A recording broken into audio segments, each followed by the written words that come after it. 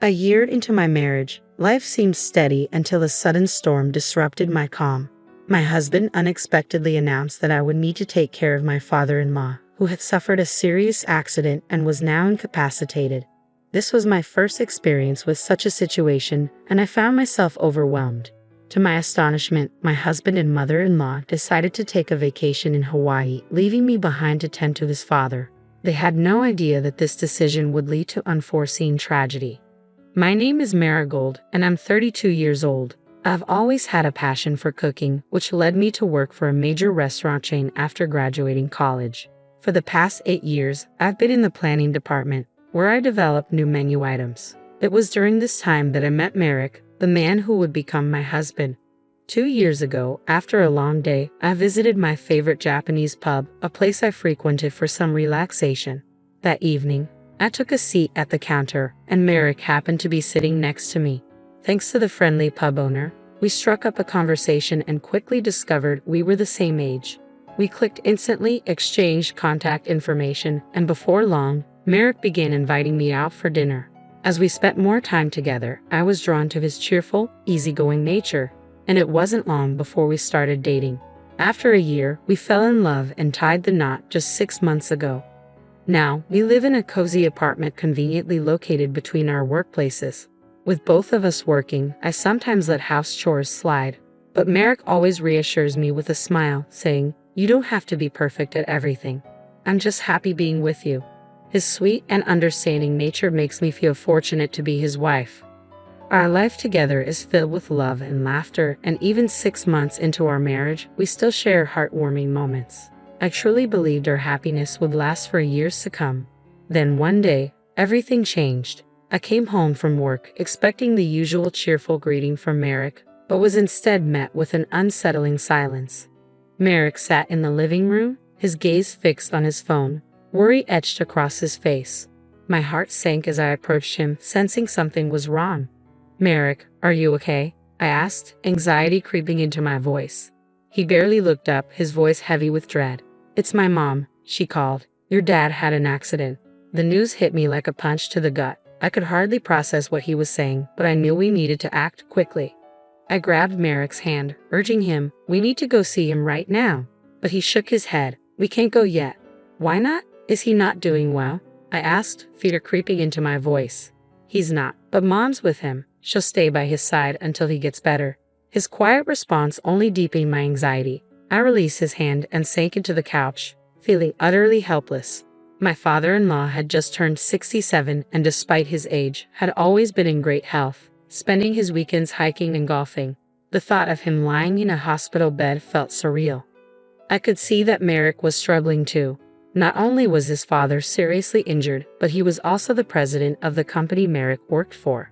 The weight of it all clearly overwhelmed him. A week later, we finally visited my father-in-law in the hospital. He lay in bed, a weak smile barely visible on his face as we entered the room. "Are you okay?" I asked, trying to mask my concern. He scratched his head and offered me an apologetic look. "Marigold, I'm sorry for worrying you." "Don't be sorry. I'm just relieved that you're safe," I reassured him. He nodded slowly. "I'm all right, just need some time to recover." His faint smile brought me a measure of relief, but the reality was grim. The accident had left him with a spinal cord injury, and though he could speak, he was paralyzed. The doctors informed us it would take at least 2 months of rehabilitation to assess his condition, and even after being released from the hospital, he would require ongoing care. During this time, Merrick stepped into his father's role as president of the company, at least temporarily. Watching my husband take on such a significant position was strange, yet he handled it well. Still, the stress weighed heavily on him. As we sat in the hospital room, my mother-in-law suddenly pulled me aside, tone sharp and condescending. "Marigold," she began, "don't get any ideas just because Merrick's the president now. That doesn't mean you can start enjoying yourself at his expense." Her accusation stung. "I have my own job and I'm doing just fine," I replied firmly. She gave me a smug look. "Sure, but you knew who Merrick was before you married him, didn't you? You're quite the opportunist." Her insinuation was clear, and this wasn't the first time she had made such remarks. She seemed to believe I had married Merrick for his family's wealth and status, but the truth was, I had no idea about his background when we first met. Still, my mother-in-law's hostility had lingered from the beginning, and I had tried to ignore it. But this time, I couldn't hold back. I couldn't hold back any longer. I didn't marry him for his money. I snapped. Merrick's vibrant personality had always drawn me in, but now I felt a wave of betrayal wash over me. His mother's sharp words hit me hard. "What are you talking about? You speak to me as if you really know who I am." I shot back, but her gaze remained icy. "Exactly, and no matter what you say or do, I will never approve of you," she replied with a smirk. My father-in-law, sensing the rising tension, asked, "Is everything all right?" "It's nothing," she said quickly, glaring at me before turning away. It was painfully clear that my mother-in-law adored Merrick. She probably thought I was just some woman who had married her son for his money, especially since we had tied the knot after dating for only a year. From the very first moment I met her at our wedding, she had been ruthless toward me. I never imagined her sarcasm and hostility would continue, but what troubled me even more was Merrick's apparent worship of her. A few days later, he dropped another bombshell. "Marigold, you know Dad will be released from the hospital in about 2 months, right?" "Yeah, why?" I asked, sensing something was coming. "Well, when that happens, we're moving in with my parents," he said nonchalantly. "What? Where did this come from?" I gasped, taken aback. "Mom suggested it. She said it would be the perfect time for us to move in together. She can't take care of Dad by herself," he explained, as if it were the most logical thing in the world. "But we can't just do this so suddenly," I protested. "What are you talking about? We're all in this together." "Mom's really grateful," he said, brushing off my concerns. I felt utterly confused. It was clear that Merrick and his mother had already made their decision, and my opinion didn't seem to matter. Every time I tried to bring up the subject afterward, Merrick ignored me, and his devotion to his mother only seemed to strengthen. Meanwhile, his attitude toward me grew increasingly critical. "How's the packing going?" he demanded one day. "I won't be able to take time off for the move, so you'll have to handle it all. You're also in charge of the housework and taking care of Dad. Don't let Mom down." His words left me feeling mentally drained, and the looming move only added to my stress. At work, the company was entering its busiest season, and I was struggling to keep up with both my job and the overwhelming task of moving. I was physically and mentally exhausted. 2 months later, we finally moved in, and my father-in-law was discharged from the hospital. There was no time for me to catch my breath. I immediately stepped into the role of caregiver. My day began at 3:00 a.m. as I prepared breakfast, did laundry, and then went to help my father-in-law with his morning massage and get him dressed. After breakfast, I would feed him before rushing off to work, always feeling pressed for time. Despite my best efforts, my mother-in-law was never satisfied. Every morning, just as I was about to leave for work, she would stop me. "Marigold, can I have a word?" she'd say. "I'm sorry, I'm running late," I would reply, trying to make my escape.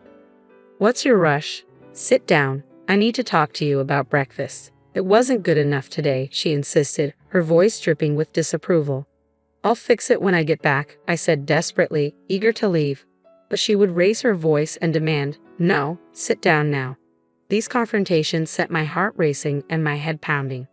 I started experiencing panic attacks and my stress levels skyrocketed. Each day felt like I was walking on eggshells, desperately trying to avoid triggering her complaints. I was barely making it to work on time, and my coworkers began to notice. They could tell something was wrong, but I couldn't bring myself to share the truth. 3 months had passed since my father-in-law's return from the hospital, and I felt overwhelmed by my responsibilities. When I got home from work, I had to dive straight into dinner preparations. No matter how quickly I rushed through it, Merrick always found something wrong with every meal. "What is this, Marigold? I come home exhausted and you expect me to eat fish? Really?" he'd say, glaring at the plate in front of him. "I'm sorry," I would mutter. "I had to leave the kitchen to help your father, so I made something quick. You should be making something that boosts my energy." "I don't want boiled fish," he'd reply, then grab a cup of instant noodles, pouring hot water into it. My mother-in-law watched silently, a smirk playing on her lips as she savored my defeat. Feeling completely crushed, I went to help my father-in-law prepare for bed. He noticed my pale face and asked gently, "Marigold, are you okay? You don't look well." "I'm fine," I lied, forcing a smile. I've just been a little stressed with work, that's all. Is that really it? I've heard a lot of yelling lately from my wife. Is everything all right? It's nothing. I'm just not very good at a lot of things, I said, trying to reassure him. I didn't want to burden him with my problems, so I kept smiling. But deep down, my heart was heavy with despair, and the truth was, I wanted to escape. I longed to escape this nightmare, but I couldn't bring myself to abandon my father-in-law. What would happen to him if I left? I couldn't just walk away from everything. The thought haunted me, but there was no clear answer.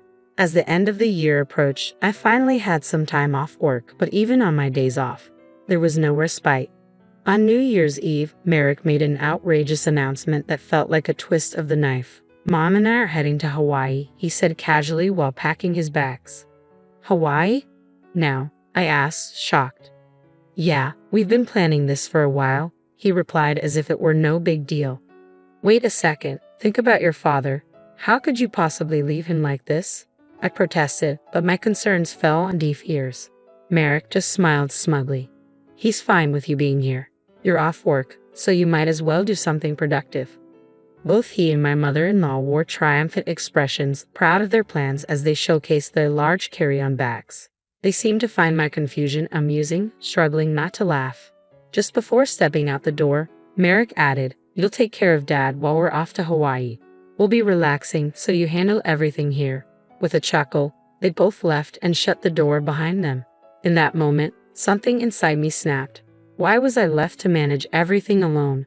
Enough is enough. I'm not going to put up with this any longer. I resolved that once they returned from Hawaii, I would file for divorce. I was done being treated like a servant. Until they came back, I decided to dedicate myself entirely to caring for my father-in-law. I stopped doing any extra housework and made a clear plan. I would let everything slide and focus solely on his care. The next morning, I prepared breakfast for him as usual. When I walked into his room with a towel to help him clean up and change, he greeted me with a smile. Marigold, best wishes for the new year. Happy New Year to you too, Dad, I replied, though my cheerfulness felt forced. I was still reeling from the events of the previous night. Where did Merrick and Mom go? They seemed to be in a hurry, he asked, looking puzzled. They went to Hawaii, I said, trying to keep my tone light. I watched his expression shift as he let out a deep sigh. Hawaii? Really? He looked skeptical, shaking his head. What's going on? Suddenly, his mood changed and he gave me a curious smile. Marigold, I've been waiting for the right moment to talk to you. I owe you an apology, he began, his voice calm yet serious. Wait, what do you mean? I asked, confused about where this was headed. He continued, I've been able to get out of bed on my own for a few days now, but I kept it to myself. I wanted to see how things played out. Confused, I urged him to explain further. Slowly, he revealed everything. He had noticed how I was being mistreated, how Merrick and my mother-in-law had ignored his needs while piling all the responsibility onto me. I asked them to help with small errands, but they refused, he explained. They didn't care at all. It wasn't just that. My father-in-law also shared that he had received complaints from the company's executive director. Apparently, Merrick had been slacking off as acting president, and this trip to Hawaii was the final straw.